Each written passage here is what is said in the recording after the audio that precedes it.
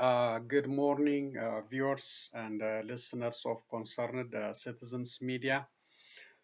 Thank you again for coming back. March the 30th, 2022. So I just start by to share a couple of news. First, on the breaking news. The breaking news is the Senate Foreign Relation Committee uh, passed S 3199. So this is the first step now. So it passed bipartisan nature. Republicans and the Democrats supported this bill. So the next step, this is very essential step, and the Ethiopian government, Abiy Ahmed supporters, the ambassadors, and some in diaspora community fought very hard against it to block it, even warning the United States not to pass this bill. So regardless of this, now the Senate Foreign Relation passed uh, the bill, uh, peace, democratization, and stabilization of Ethiopia.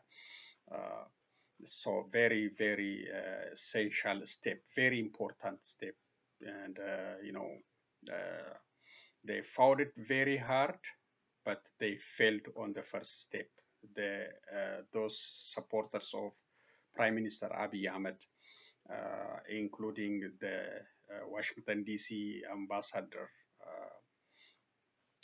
you know, try to galvanize, against it, but so they are not successful. The bill is now passed, so it's going to the next step to uh, the full House of the 100 senators.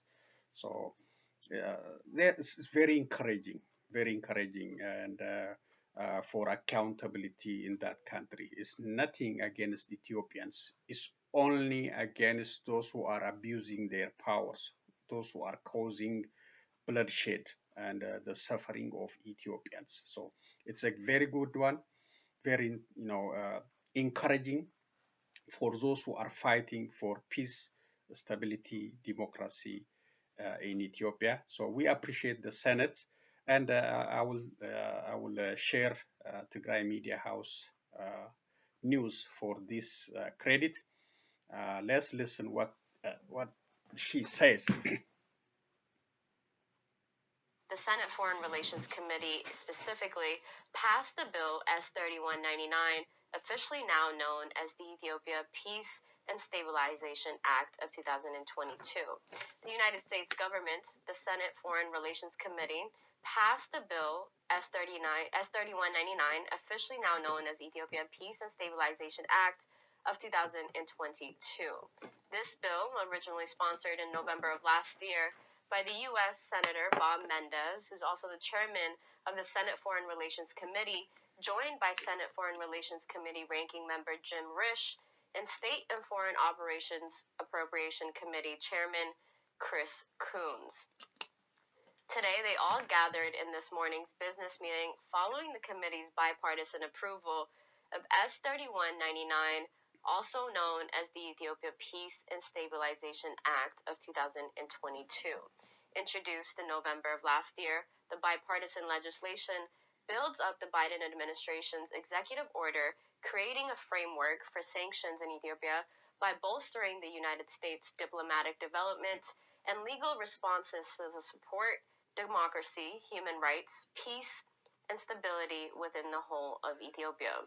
In addition to suspending American security assistance to the government of Ethiopia and authorizing American support for conflict resolutions, civil society peace-building efforts, the bill also mandates the imposition of targeted sanctions against individual actors linked to undermining attempts to resolve the civil conflict in Ethiopia who profit from it or who materially and directly contribute to the escalation of this ongoing civil war. In a statement released to the Foreign Relations Committee, Chairman Mendez said, I am immensely proud that the Senate Foreign Relations Committee has overwhelmingly supported this crucial bipartisan legislation to promote peace, democracy, and unity within the entirety of Ethiopia.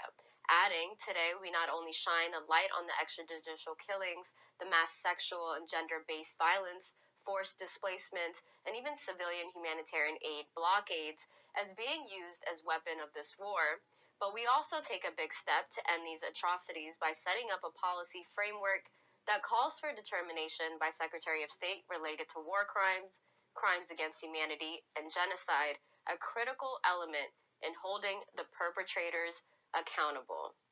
Ranking member Jim Risch said this bill provides the tools to hold all parties to this conflict accountable for the many atrocities committed and a deadly humanitarian crisis.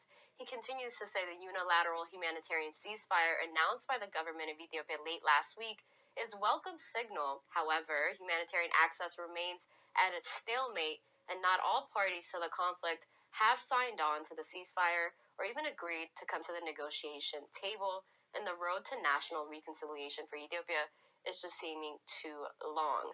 This legislation sends a strong message that the Congress is still serious about the accountability and resolving the conflict at hand.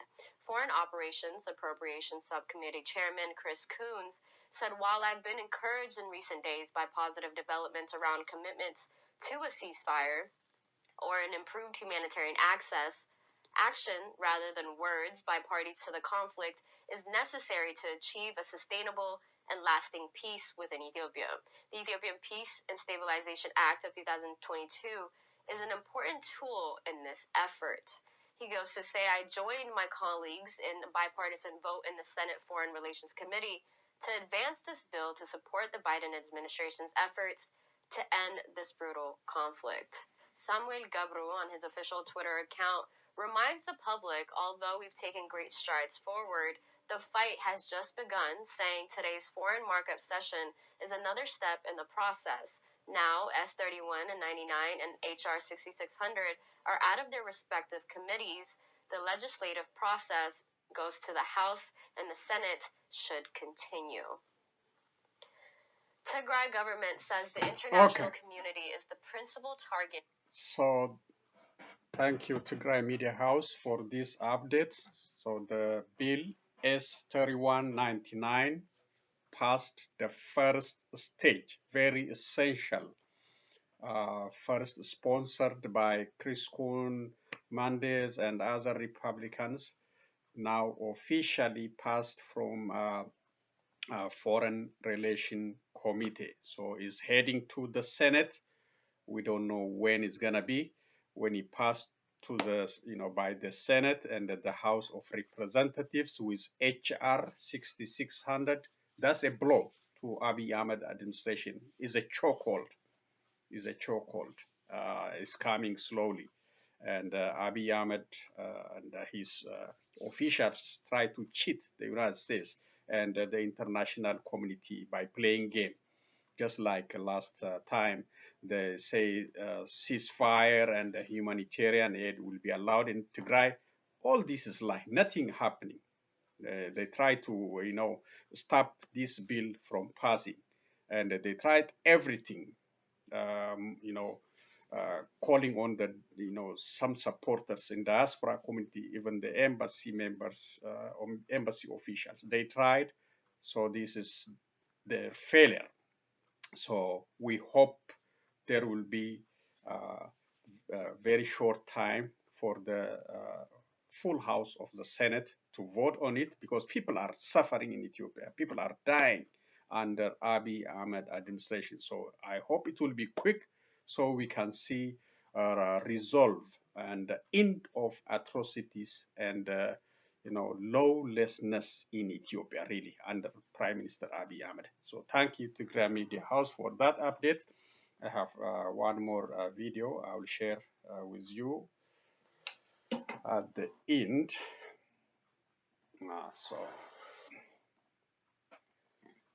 And just one press release from U.S. State Department on the situation in South Sudan. United States concerned about the deteriorating situation in South Sudan. Press statement, Ned Price, Department spokesperson. The United States notes with concern the growing tension in South Sudan, including recent clashes between the South Sudan People's Defense Force (SSPDF) and the Sudan People's Liberation Army movement in opposition (SPLA-MIO) in Upper Nile State. We call for both sides to observe fully their obligation under the existing peace agreement and note that inflammatory rhetoric is counterproductive and should cease immediately. The SPLM-IO's withdrawal from all peace agreement monitoring and verification mechanisms undermine the peace agreement and must be immediately reversed as ceasefire monitoring bodies investigate the recent violence and seek to hold perpetrators responsible.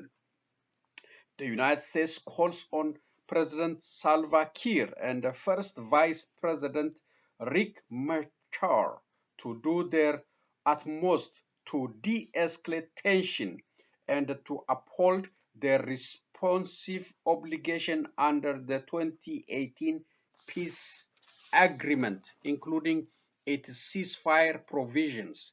We call on both leaders to resume implementation of key long-delayed provisions of the revitalized peace agreement, including taking the necessary steps to establish an inclusive process to draft a new constitution, to establish necessary electoral legislation and mechanisms, and to respect the freedoms of expression, association, and peaceful assembly.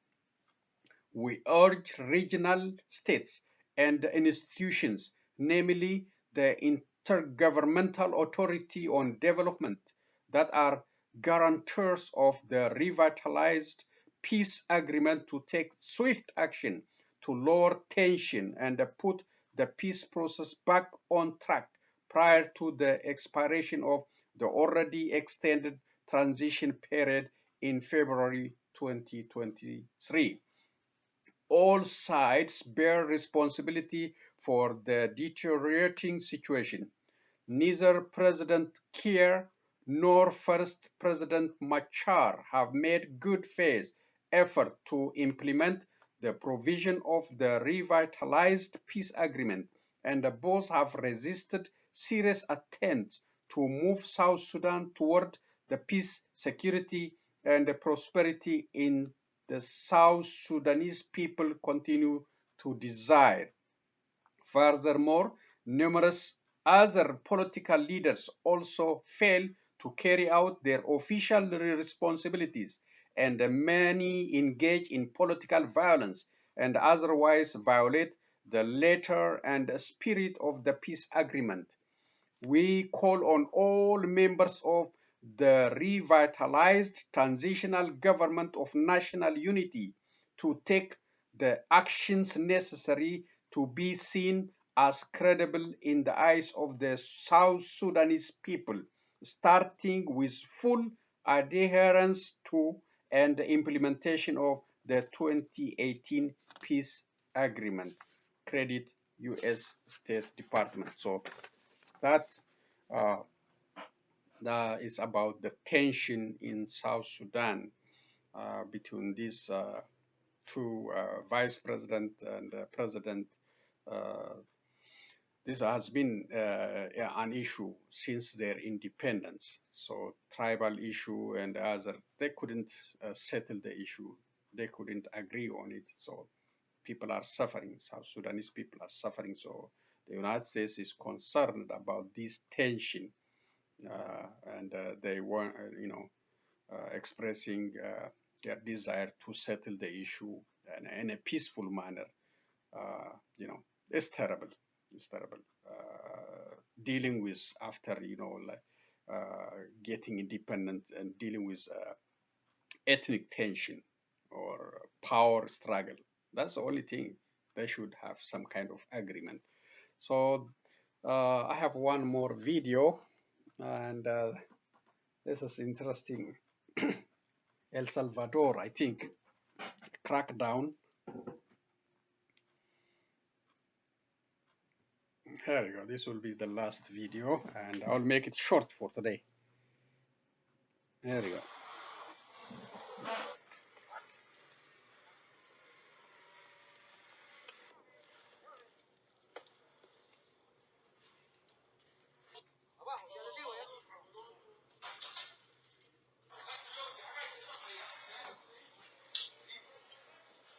So this is a crackdown on gangsters in El Salvador. Okay, that's a short video, and thank you, VOA. So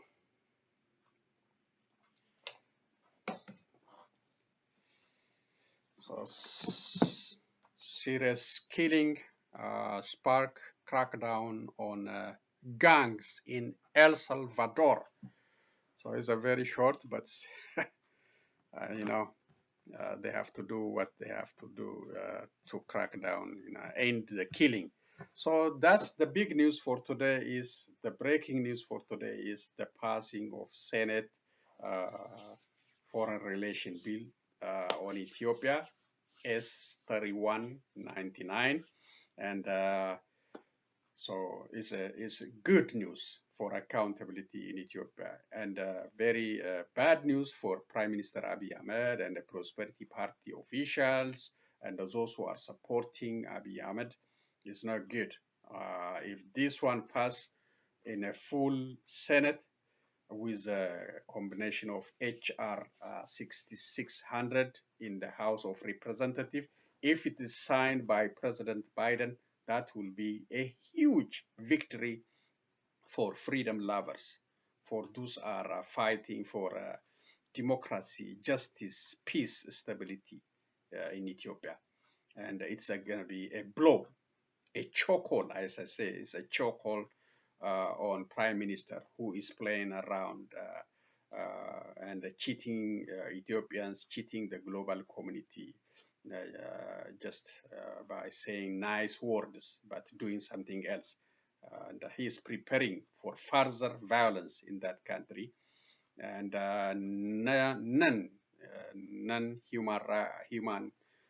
humanitarian aid is heading to Tigray as he promised. So these are all lies.